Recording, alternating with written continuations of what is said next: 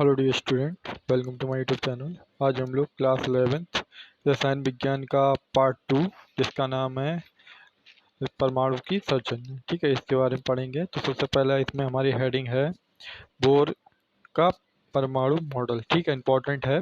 इसमें मॉडल्स ज़्यादा हैं, ठीक है।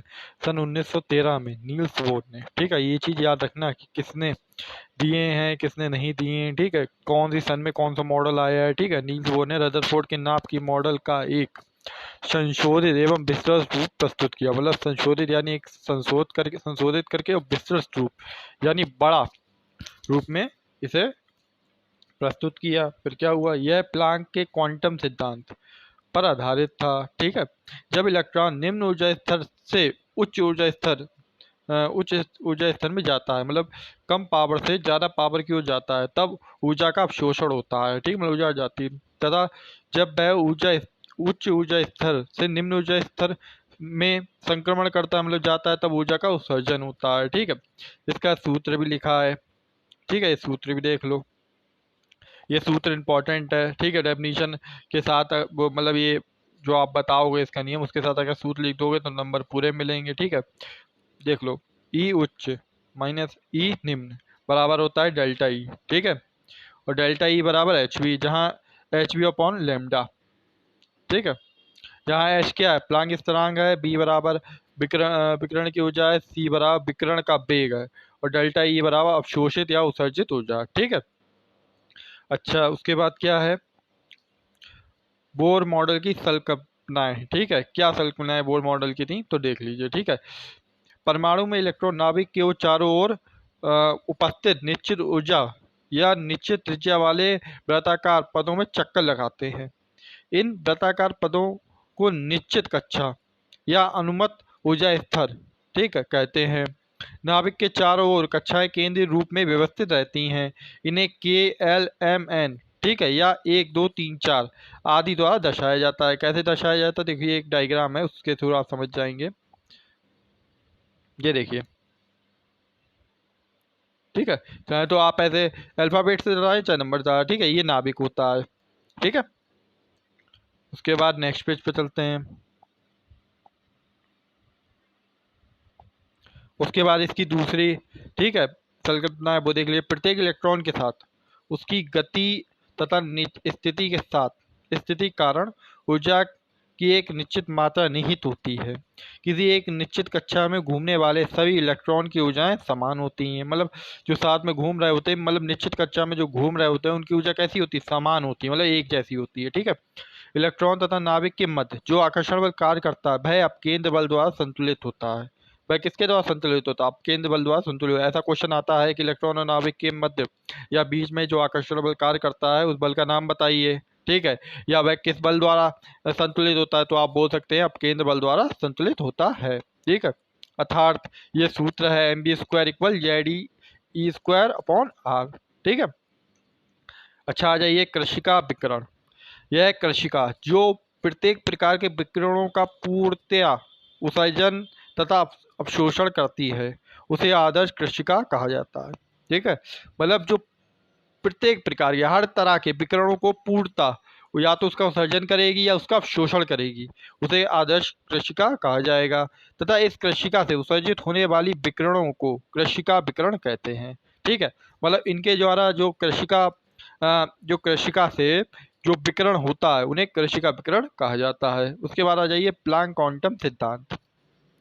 प्लांक एक वैज्ञानिक थे, ने 1901 में एक सिद्धांत दिया जिसे प्लांक क्वांटम सिद्धांत कहते हैं, ठीक है। यह प्लांक क्वांटम सिद्धांत या इस विकिरण का क्वांटम सिद्धांत कहते हैं। इसके महत्वपूर्ण बिंदु क्या है वो देख लीजिए, ठीक है। मतलब इसके अनुसार क्या बोल हो सकता है क्या नहीं, ठीक है। क्वांटम सिद्धांत के अनुसार विकिरण ऊर्जा का उत्सर्जन असतत रूप से या ऊर्जा के पैकेट के रूप में होता है। ऊर्जा के इन पैकेट को क्वांटा या क्वांटम कहते हैं, क्वांटा या क्वांटम कहते हैं, ठीक है। नेक्स्ट पेज पे चलते हैं। विकिरण की ऊर्जा आवृत्ति के समानुपाती होती है। यदि विकिरण की ऊर्जा यानी क्वांटम ऊर्जा ई हो तथा विकिरण की आवृत्ति बी हो, तब ई समानुपाती बी या ई बराबर एच वी, सी बराबर लेमडा, वो बी बराबर सी अपॉन लेमडा, तो ई बराबर H C upon lambda, H C upon lambda. क्योंकि बेटा देखो इधर इसे थोड़ा सॉल्व करके दिखा देते हैं। हमें ये देखो ई बराबर दिया गया है एच बी, ठीक है।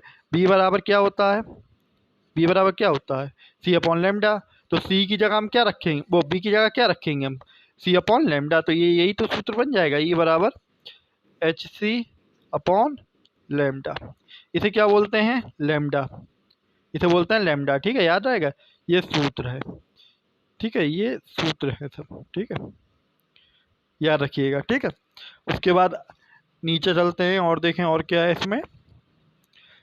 जहाँ h देख लीजिए, ये भी लिखा है, जहाँ h एक स्थिरांक है जिसे प्लांक स्थिरांक कहते हैं, इसका मान 6.626 गुणे 10 की घात -34 जूल सेकंड होता है। ये बेटा 10 की घात -34 है, 10 की घात -34 है ये, ठीक है, जूल सेकंड होता है।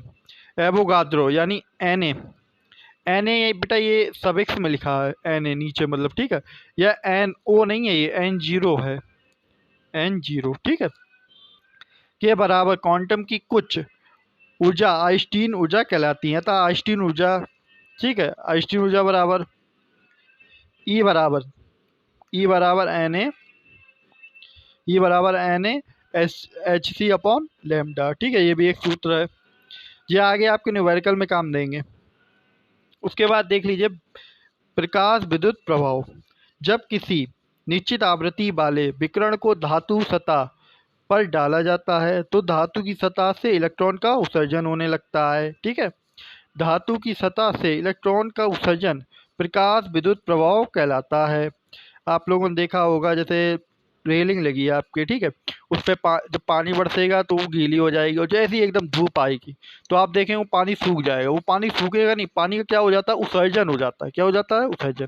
तथा उत्सर्जित होने वाले इलेक्ट्रॉन को प्रकाश इलेक्ट्रॉन कहते हैं, ठीक है। उसके बाद नेक्स्ट पेज पे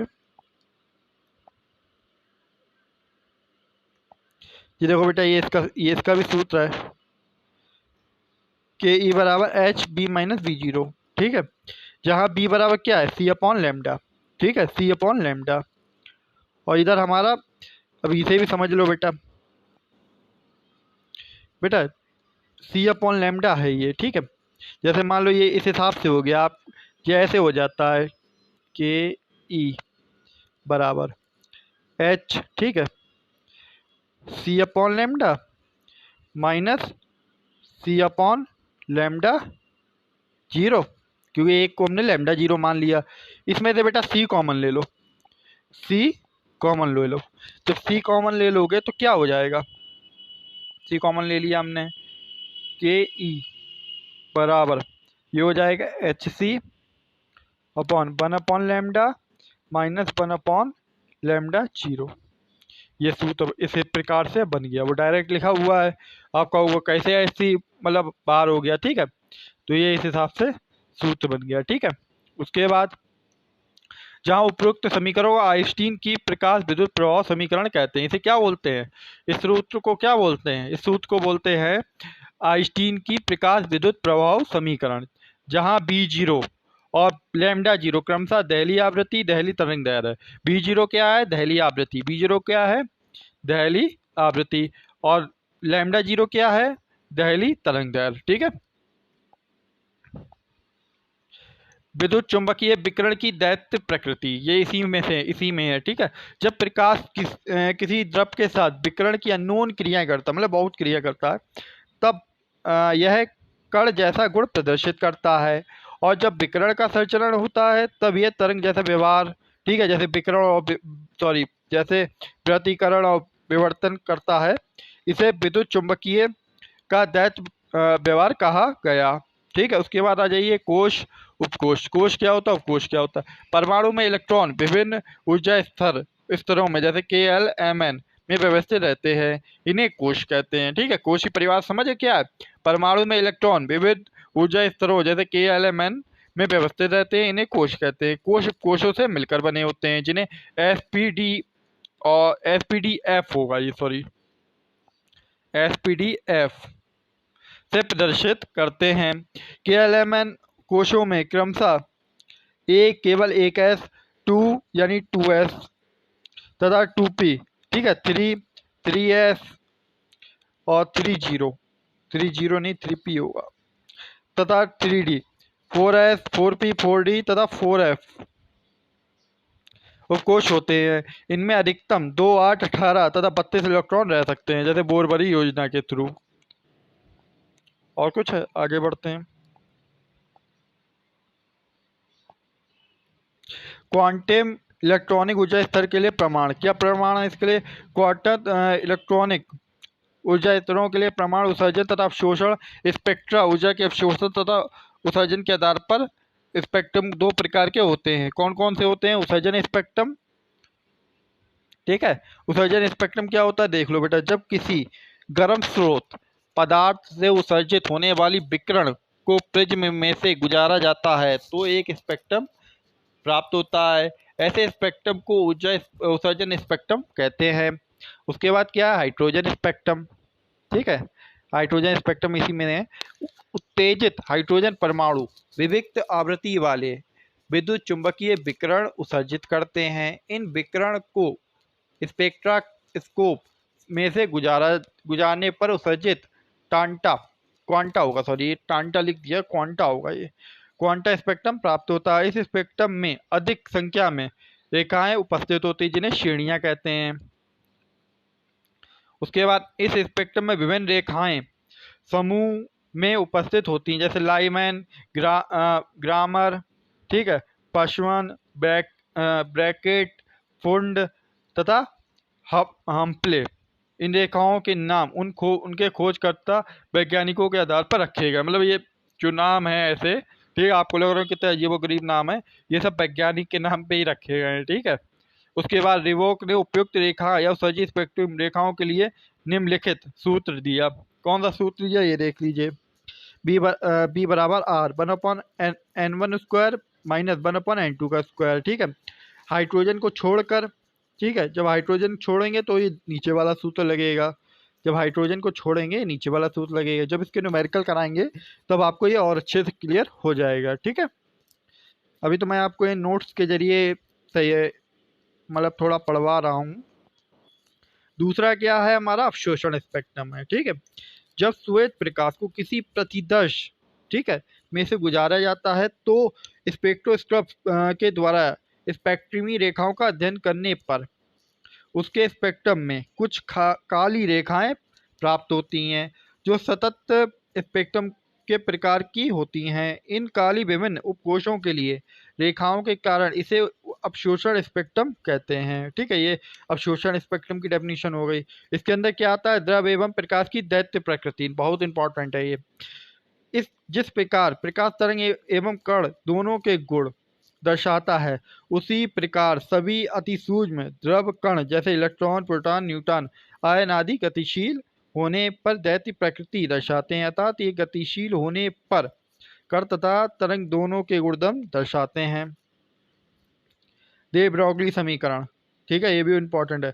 पदार्थ की द्विक प्रकृति को दिए ब्रॉगली समीकरण द्वारा निम्न रूप में व्यक्त किया जाता है। ये सूत्र होता है, देखो पहला होता है लैम्डा बराबर h/p, जहाँ p बराबर होता है mb भी होता है, तो ये इसका दूसरा सूत्र बन जाता है लैम्डा बराबर h/mb, ठीक है। जहाँ लैम्डा क्या है? तरंग दैर्घ्य है, p क्या है? संवेग है, m क्या है? कण का द्रव्यमान, b क्या है? कण का वेग, h क्या है? प्लांक स्थिरांक, ठीक है। उसके बाद आ जाइए हाइजेन का अनिश्चितता का सिद्धांत, बहुत इंपॉर्टेंट। इस सिद्धांत के अनुसार किसी अत्यंत सूक्ष्म गतिशील कण की स्थिति तथा वेग अथवा संवेग दोनों एक साथ यथार्थ निर्धारण करना असंभव है, ठीक है। ये देख लीजिए इसका सूत्र डेल्टा एक्स गुणे delta B small then equal h/4πm p/h/4π, जहाँ डेल्टा एक्स क्या है? कण की स्थिति में अनिश्चितता, डेल्टा बी क्या है? वेग, कण के वेग में अनिश्चितता, डेल्टा पी क्या है? कण के संवेग में अनिश्चितता, एम क्या है? कण का द्रव्यमान, एच क्या है? प्लांक स्थिरांक, ठीक है। उसके बाद नेक्स्ट पेज पे चलते हैं। अनिश्चितता सिद्धांत का महत्व, क्या महत्व है विभिन्न क्षेत्रों में? इस सिद्धांत का महत्व का वर्णन निम्न प्रकार किया गया है। अत्यंत सूक्ष्म कणों के लिए, बृहद कणों के लिए, बोर की परिकल्पना का खंडन करने के लिए, ठीक है। उसके बाद आ जाइए परमाणु का क्वांटम यांत्रिकी मॉडल।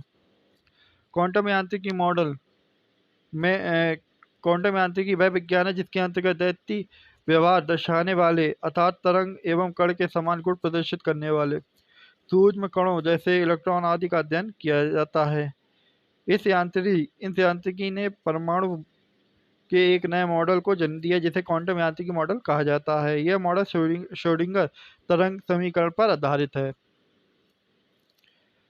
हाइड्रोजन परमाणु तथा श्रोडिंगर तरंग समीकरण।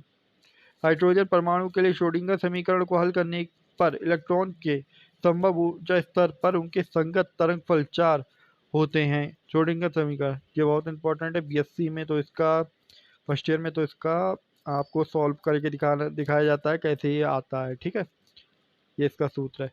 इसे क्या बोलते हैं, ये इसे बनी हुई है, इसे क्या बोलते हैं, इसे बोलते हैं डेल्टा। डेल्टा जैसे बना है डेल्टा, ठीक है। और इसे क्या बोलते हैं, जैसे त्रिशूल जैसा बना है, साई। ठीक है, बाकी तो आपको जानते ही, पाई लिखा है। ठीक है।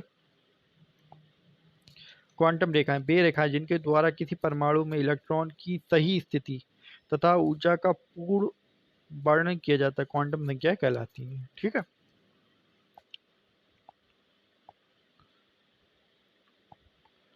क्वांटम संख्या के प्रकार। क्वांटम संख्या कितने प्रकार की होती है? क्वांटम संख्या 4 प्रकार की होती है। पहला होता है मुख्य क्वांटम संख्या। यह क्वांटम संख्या इलेक्ट्रॉन के मुख्य ऊर्जा स्तर को प्रदर्शित करती है। ठीक है, मुख्य क्वांटम संख्या को n से प्रदर्शित करते हैं, लिखा है n।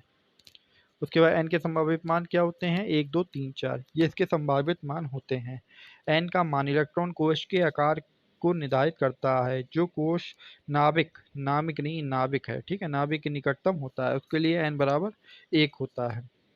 द्विगांशी क्वांटम संख्या जिसे ऐप से प्रदर्शित करते हैं। ठीक है, यह क्वांटम संख्या इलेक्ट्रॉनों के उप ऊर्जा स्तर को प्रदर्शित करता है। ठीक है, एक के लिए मुख्य क्वांटम संख्या n पर निर्भर करते हैं, मुख्य क्वांटम संख्या पर निर्भर करते हैं। n के लिए किसी n के मान के लिए l के मान से n-1 तक होते हैं। जैसे ये उपकोष बना है, ठीक है, उपकोष में sppd होता है। देखो l बराबर 0 1 2 3। इलेक्ट्रॉनों की अधिकतम संख्या इसमें कितनी है? 2 6 10 14। ठीक है, आकृति कैसी होती है? गोलाकार, डबलाकार, डबल डबलाकार, जटिल। ठीक है, चुंबकीय क्वांटम ये उपकोषों स्तर के कक्षकों को प्रदर्शित करती है। m का मान आकाश में कक्षकों के अभिविन्यास को निर्धारित करता है।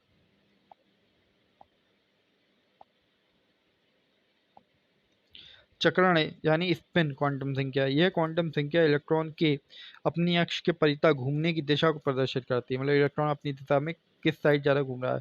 यह इलेक्ट्रॉनों की 2 चक्रण अवस्थाएं अर्थात दक्षिणावर्त वामावर्त यानी ऊपर नीचे को दर्शाता है। परमाणु संरचना की आधुनिक अवधारणाएं, ये भी समझ लो। परमाणु संरचना की आधुनिक अवधारणाएं निम्नलिखित हैं। एस कक्षक, ठीक है, एक्स कक्षक क्या होता है? एक्स कक्षक की आकृति एक्स कक्षक के लिए l बराबर 0 तथा m बराबर 0 होता है। अतः एस कक्षक का केवल एक एकल दिशात्मक अभिविन्यास होता है। एस कक्षक की आकृति गोलाकार होती है। ठीक है, पी कक्षक की आकृति, पी कक्षक के लिए l बराबर 1 m बराबर +1 0 1 होता है। अतः इसमें 3 पी कक्षक लिखा नहीं है, एक मिनट। पी कक्षक जैसे पी एक्स होता है, पी वाई होता है और पी जेड होता है। ठीक है, होंगे। कक्षक की आकृति कैसी होती है? उम्बलाकार नहीं डम्बलाकार होती है, डम्बलाकार। ठीक है, डम्बलाकार। डी कक्षक की आकृति के लिए l बराबर 2 m बराबर -2 10 बराबर -10 और फिर प्लस का 1 प्लस का 2 होता है। इसकी आकृति द्विडम्बलाकार होती है, 2 डम्बलकार। ठीक है, उसके बाद परमाणु का आकार। परमाणु की त्रिज्या की कोटि 10⁻⁸ 10⁻⁸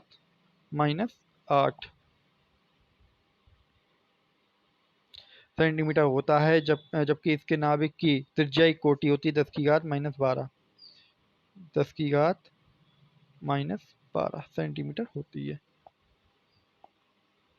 उसके बाद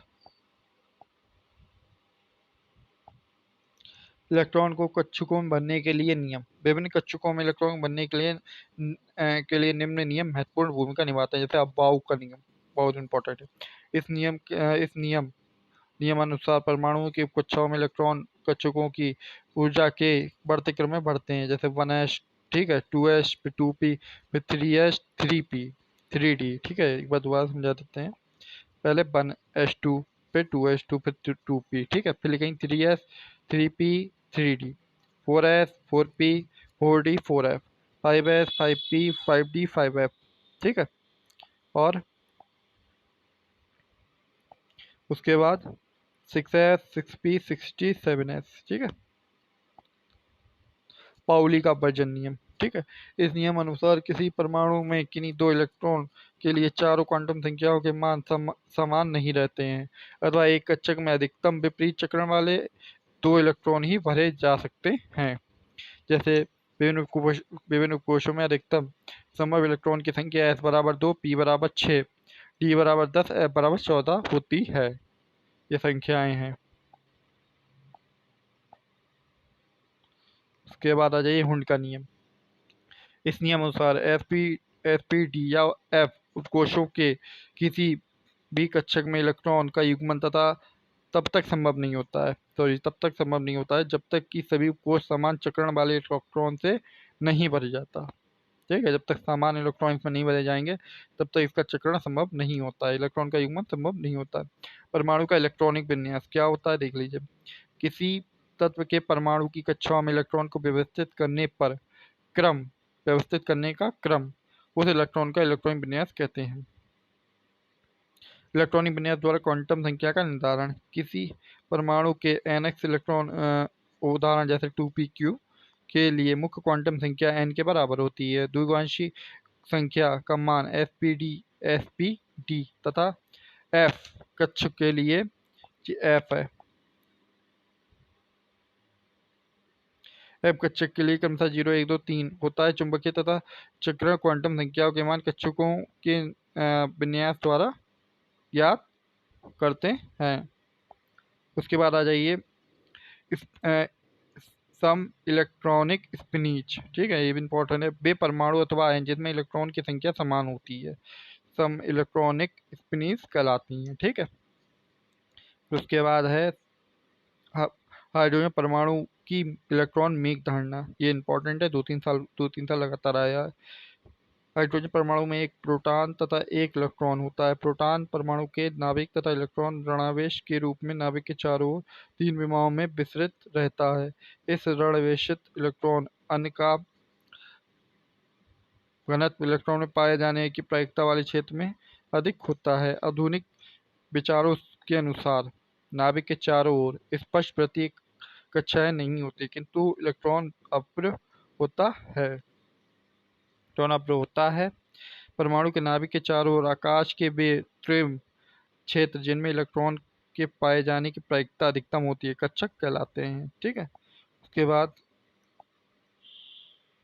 इतना ही था इस चैप्टर के लिए। ठीक है, आपके न्यूमेरिकल मैं आपको नेक्स्ट वीडियो में करा दूंगा। टोटल न्यूमेरिकल होंगे, सभी इंपॉर्टेंट होंगे। ठीक है, मिलते हैं नेक्स्ट वीडियो में।